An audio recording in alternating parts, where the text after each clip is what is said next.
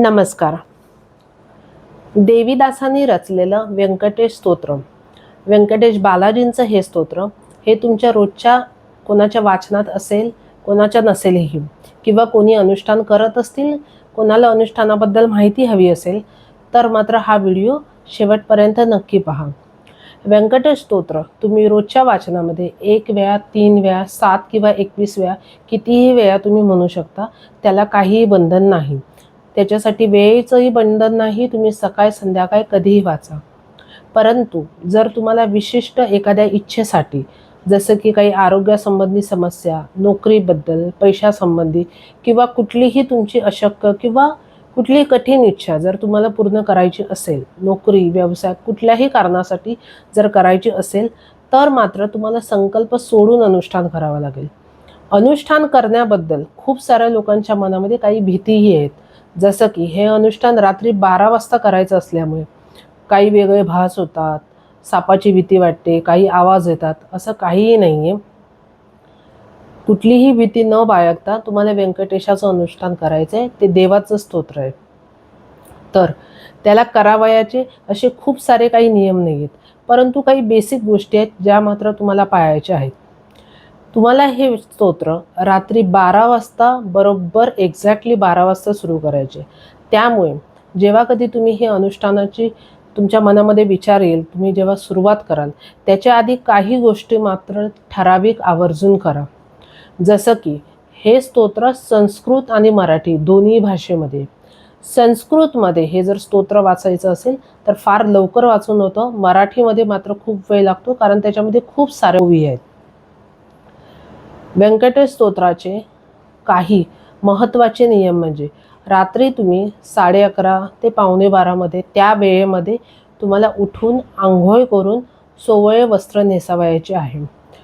त्यानंतर झोपायचे नाही आहे. एक्झॅक्टली 12 वाजता हे स्तोत्र सुरू करायचं आहे. म्हणजे काय, धूत वस्त्र, तुमचे धुतलेले एखादे वस्त्र चांगले, घरातल्या कपड्यांवरती, जे तुमच्याकडे दिवसभरातले कपडे असतील वगैरे काय, त्याच्यावरती बिलकुल करू नका. रात्री 11:30 वाजता आंघोळ करून हातामध्ये व्यंकटेश स्तोत्राची पोथी घेऊन एक्झॅक्ट 12 वाजता ह्या वचनास सुरुवात करावी.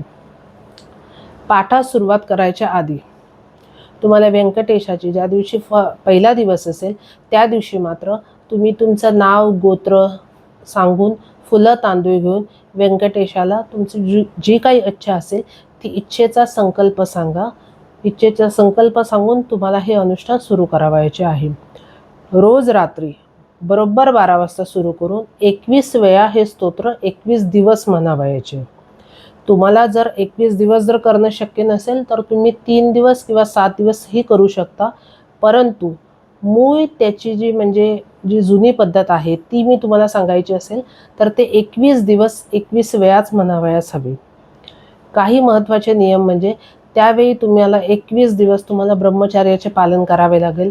मांसाहार, मद्य ह्या गोष्टी चालणार नाहीत. जेवढे तुम्हाला शक्य असेल तेवढे सात्विक आहार घ्या. त्या 21 दिवसामध्ये बाहेर खाणे टाळा, कोणाशी वादविवाद टाळा, काही कोणाला वाईट बोलणे टाळा. जेवढं तुम्हाला शुद्ध सात्विक राहता येईल तेवढे राहा आणि 21 दिवस ही पूजा करा. रात्री 12 वाजता वातावरण हे शांत असते, सगळीकडे शांतता असते. शांत आणि अनुकूल वातावरणामध्ये जेव्हा तुम्ही व्यंकटेश स्तोत्र स्टार्ट कराल, संस्कृतमध्ये करण्यासच प्राधान्य द्या. कारण 21 वेळा मराठीमध्ये बसून कराव्यास साधारणतः 4 ते 5 तास लागतील. आणि 4 ते 5 तास एकाग्र होऊन एवढा वेळ देऊन स्तोत्रामध्ये तुम्हाला मन लावणे अशक्य गोष्ट आहे. जर फारच तुम्ही जर पूजा अर्चा करत असाल, जर नेहमीच तुमची एवढी पूजा होत असेल तर मात्र ते शक्य आहे. परंतु रोजची कामे, रोजची दिनचर्या करणाऱ्यांना एवढे तास बसणं शक्य नाही आहे. एवढी तास बसणे एक वेळ शक्य असेल, पण मन लावून एक आत्मिक भाव आणून त्यावेळेला पूजा करणं ही एक अशक्य गोष्ट आहे. त्यामुळे शक्यतो संस्कृतमध्ये प्राधान्य द्या. आता कोणाचे प्रश्न असतील की संस्कृत तर कठीण आहे. बरोबर आहे, संस्कृतमध्ये जर बोलायला गेला तर कठीण आहे, पण एवढंही कठीण नाही आहे. तुम्ही यूट्यूबवरती वगैरे कुठल्याही माध्यमामधून ते संस्कृत दिवसातून 4-5 वेळा ॲटलिस्ट ऐकण्यास सुरुवात करा. हळूहळू तुम्हाला ती बोलायची नक्कीच प्रॅक्टिस होईल. एवढं कठीण नाही आहे ते. जसं की मी तुम्हाला एक बोलून दाखवते त्यामध्ये. व्यंकटेशो वासुदेवं प्रद्युम्नोमित विक्रमः संकर्षणो अनिरुद्रश्च शेषाद्रिपतिरेवचः जनार्दनं पद्मनाभो व्यंकटाचलवासिनः सृष्टिकर्ता जगन्नाथो माधवो भक्तवत्सलः. एवढं बोलण्यास कठीण नाही आहे ते, परंतु तुम्हाला त्याची जरा सवय करावयास लागेल, जरा प्रॅक्टिस करावयास लागेल. 21 दिवस हे स्तोत्र एकदम छोटंसं आहे ते. साधारणतः म्हणजे मला जर तुम्ही विचारलाल तर 3 ते 4 मिनिटातच म्हणून होत आहे, पण तुम्हाला साधारणतः 6-7 मिनिटं लागू शकतील. 21 वेळा हे स्तोत्र म्हणा. रात्री 21 वेळा बोलल्यानंतर शांतपणे 21 वेळा बोला, कुठलीही भीती न बाळगता. जेव्हा तुम्ही वाचायला सुरुवात कराल त्यावेळेला नेहमीप्रमाणे तुम्ही देवाची पूजा करा.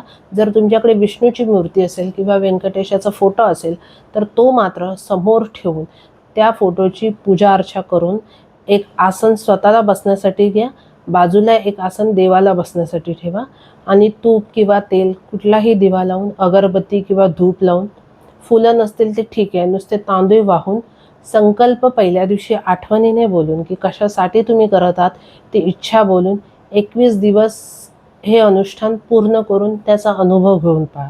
अजूनही ह्याबद्दल जर तुमचे काही प्रश्न असतील तर तुम्ही कमेंट्स करून विचारू शकता. शक्यतो हे पुस्तक वाचताना मोबाईलमध्ये जर तुम्ही नाही वाचलात तर अतिउत्तम, कारण मोबाईलमध्ये काही आवाज येणं म्हणजे काही व्हॉट्सअपचा मेसेज वगैरे, तर तो आवाज आल्यामुळे तुमचं मन भटकू शकतं. तर शक्यतो एखाद्या पेपरवरती प्रिंट घेऊ शकता तुम्ही किंवा व्यंकटेशाचं पुस्तकाची एक छोटीशी पोथी आणून त्यावरती वाचा आणि हे अनुष्ठान पूर्ण करून अनुभव घेऊन कळवा. श्री स्वामी समर्थ.